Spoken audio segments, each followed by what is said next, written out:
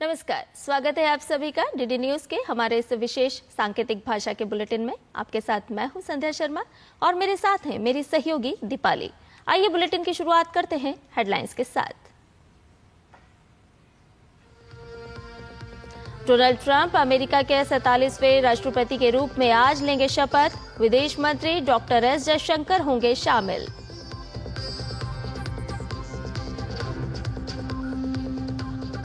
Gaza संघर्ष विराम समझौते के पहले दिन इजराइल ने 90 फिलिस्तीनी कैदियों को किया रिहा हुए 3 इजरायली बंधकों की परिजनों से हुई भावुक मुलाकात।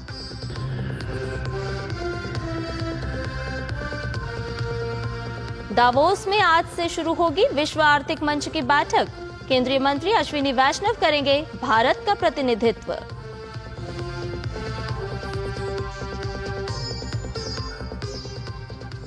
भारत की पुरुष और महिला टीम ने खो खो विश्व कप का जीता खिताब। पीएम नरेंद्र मोदी ने जीत को बताया ऐतिहासिक।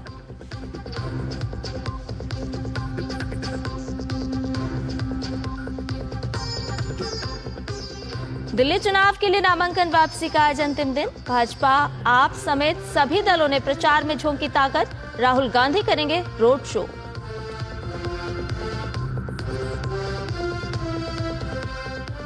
और आइए अब इन सभी खबरों को जान लेते हैं विस्तार से। डोनाल्ड ट्रंप आज अमेरिका के 47वें राष्ट्रपति पद की शपथ लेंगे। तापमान 0 से 6 डिग्री सेल्सियस नीचे रहने और खराब मौसम के कारण शपथ ग्रहण बंद स्थान पर यूएस कैपिटल के रोटुंडा में आयोजित होगा। शपथ ग्रहण पूर्वी भारतीय समय अनुसार रात्रि 10:30 बजे शुरू होगा।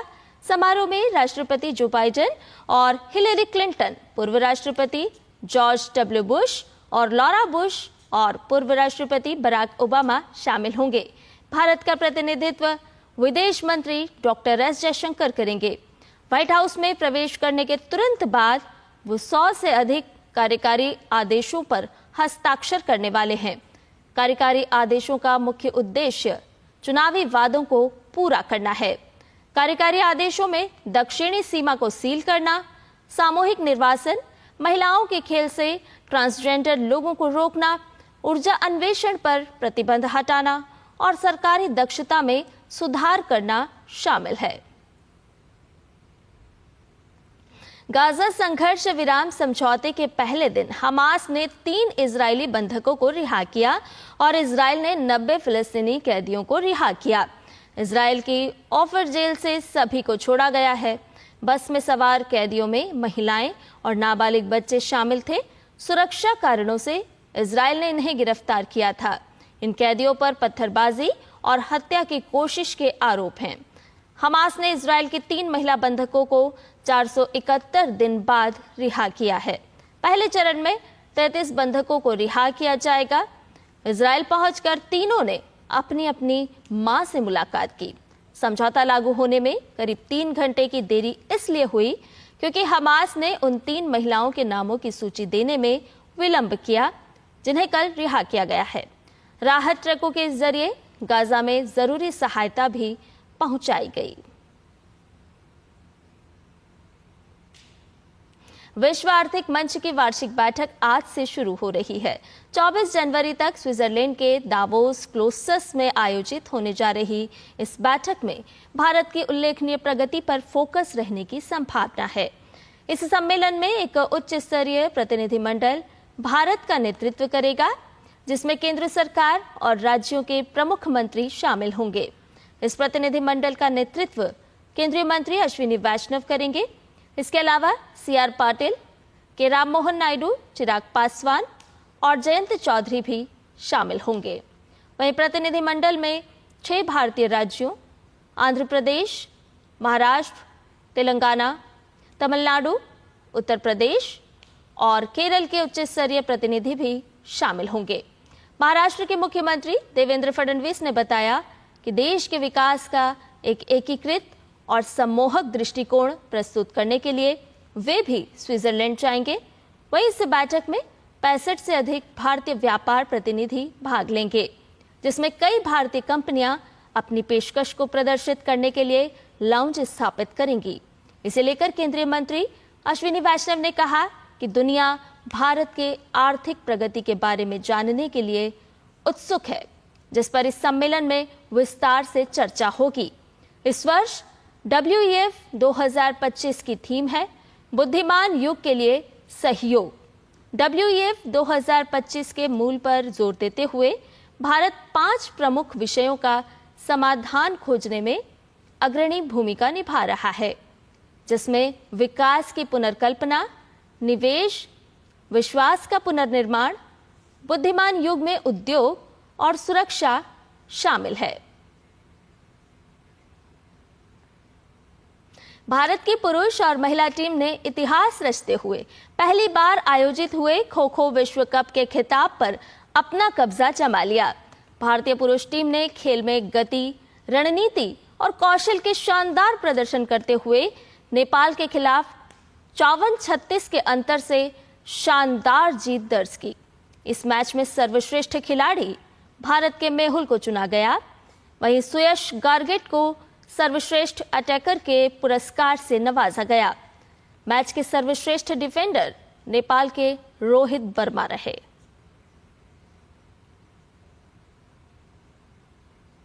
भारतीय महिला खो खो टीम ने खो खो विश्व कप 2025 का खिताब जीतकर इतिहास रच दिया। ब्लू जर्सी में खेल रही भारतीय महिलाओं ने शानदार फाइनल मुकाबले में नेपाल पर दबदबा बनाया और 78-40 के एक तरफा स्कोर के साथ अपनी जीत पक्की की।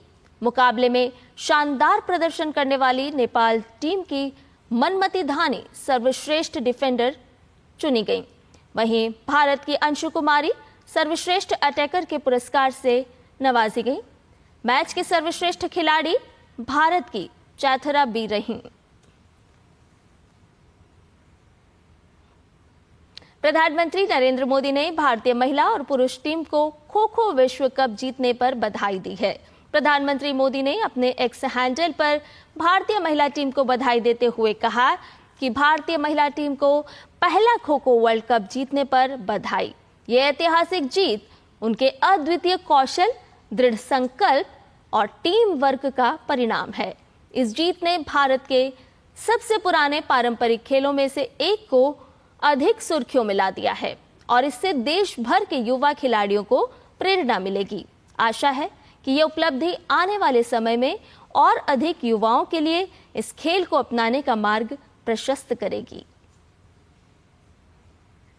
प्रधानमंत्री नरेंद्र मोदी ने भारतीय पुरुष टीम को बधाई देते हुए अपने सोशल मीडिया पोस्ट एक्स पर कहा कि आज भारतीय खो खो के लिए एक महान दिन है।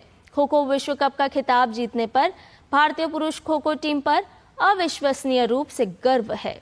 उनका धैर्य और समर्पण सराहनीय है। ये जीत युवाओं के बीच खो खो को और अधिक लोकप्रिय बनाने में योगदान देगी।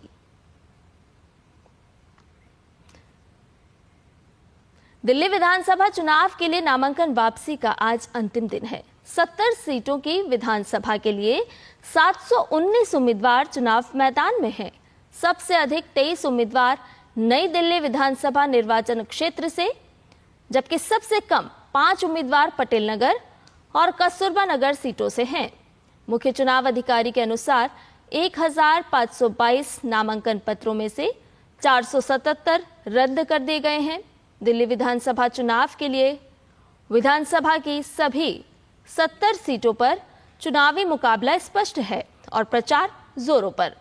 आम आदमी पार्टी, बीजेपी और कांग्रेस के तमाम दिग्गज मैदान में जोर शोर से प्रचार कर रहे हैं। राहुल गांधी आज दिल्ली के चुनावी रण में जनता को साधने की कोशिश करेंगे। राहुल आज रोड शो करेंगे। इसके अलावा सत्ताधारी दल आप की तरफ से ताबड़तोड़ चुनाव प्रचार किया जा रहा है। दिल्ली विधानसभा चुनाव के लिए अगले महीने की 5 तारीख को मतदान होगा और वोटों की गिनती 8 फरवरी को होगी। केंद्रीय श्रम और रोजगार मंत्री डॉक्टर मनसुख मांडविया आज नई दिल्ली में 2 दिन के अंतर्राष्ट्रीय सम्मेलन का उद्घाटन करेंगे। ये सम्मेलन अनौपचारिक क्षेत्र के श्रमिकों को सामाजिक सुरक्षा प्रदान करने से संबंधित है। इस सम्मेलन में एशिया प्रशांत देशों के सामाजिक संगठन, विशेषज्ञ, हितधारक और नीति निर्माता भाग लेंगे।